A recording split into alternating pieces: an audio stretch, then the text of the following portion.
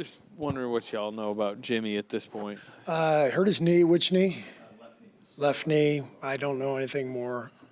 Did you? I mean, I know you guys are down 19 at half. Did it feel precautionary to not have him come out, or was it like? I didn't even know until I got out there and I was drawing up the play with a minute to go, and somebody came in the huddle, said Jimmy's down in the training room. So, and then Rick told me a few minutes later that Jimmy was that he was going to be out the rest of the half. Steve, the 44-point third quarter, obviously without Steph, without Jimmy.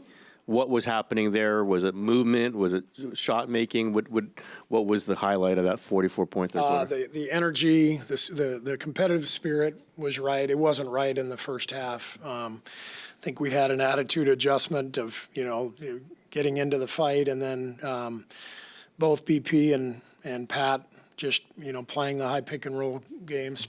We had the floor spaced, and we forced some turnovers. It was a fantastic quarter, and I think it showed, that we can play with that kind of pace and energy and take care of the ball, and that's what it has to look like more often, and I'm confident that it will. Steve, you said repeatedly the last couple of days you wouldn't hesitate to use Seth.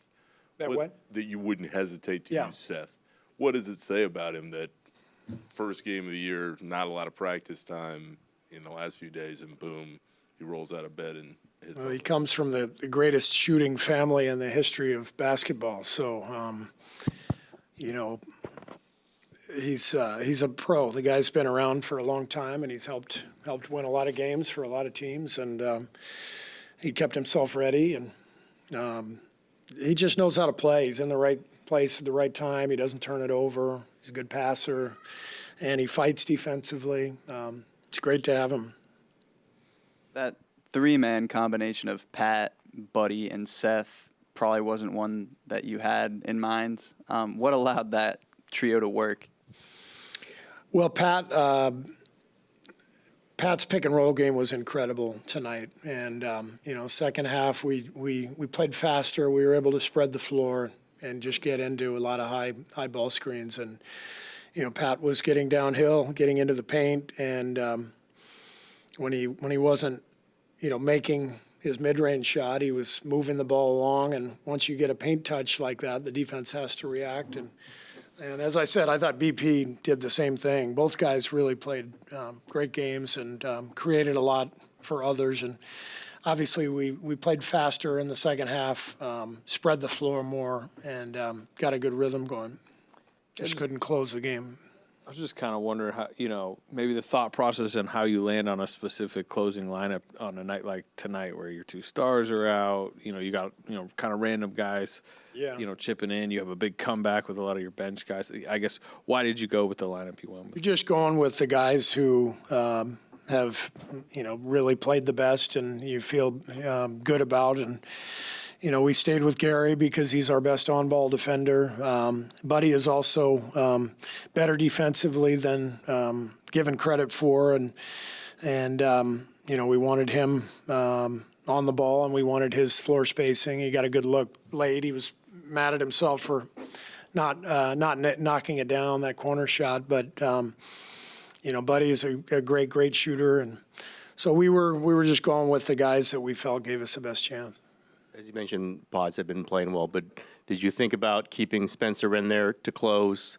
I think you took him out with 3-something left. He was going obviously very well. Yeah. Was that a consideration? It was a consideration, but we wanted to get Brandon back in the game because he was also playing at a high level, and Pat had been out there for a while, and just felt like a good time to sub. We have played them together a little bit. That was discussed in the huddle, but we decided to go with the group that we went with. We've been talking about you're going to have a lot of guards very soon, a lot of guys to put in the rotation. It's not going to be easy, but given what Spencer has done, what he did tonight, is he a guy that you have to look at, like maybe find some more minutes for this guy? Well, Pat's just awesome. He's such a pro, such a competitor, and the fact that he can play any role. He's the same guy every day, whether he plays 21 minutes or 0, and and he's a really good downhill pick and roll player, which is, a powerful force that you need that type of action, especially in the modern game with the floor spacing, and he's a good passer. So I could tell you, yeah, I'd love to get him more minutes.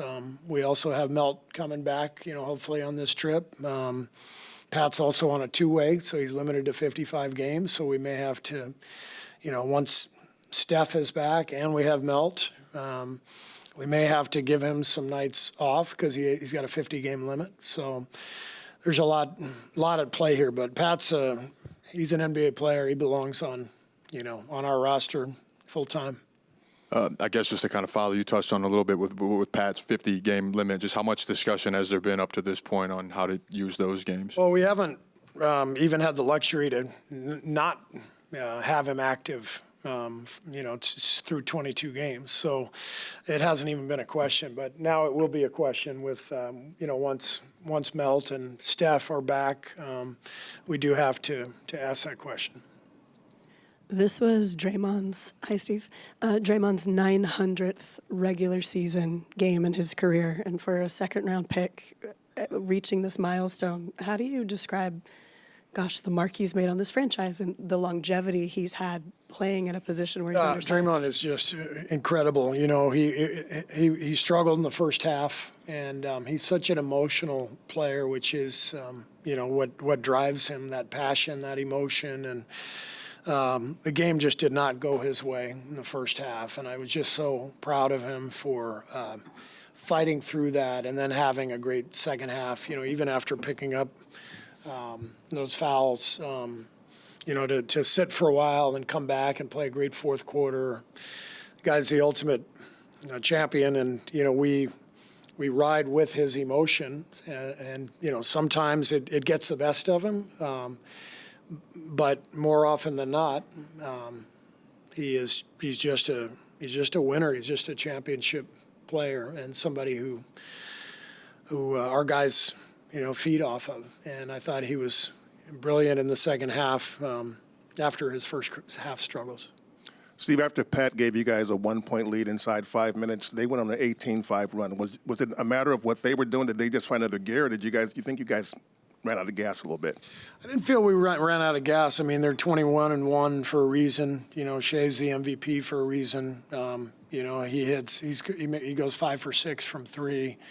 The step back at the top of the circle was a huge shot, and it's one you kind of have to live with. You don't want him getting to the rim, obviously, and they made big shots. I think Isaiah Joe made a corner three.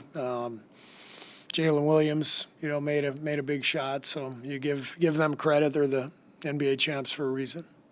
Hey, Steve, what from that comeback do you want to see carry over as you get ready for this road trip? The energy, the competitive fight, the ball movement, the ball security. The second half, I think we had like 4 turnovers.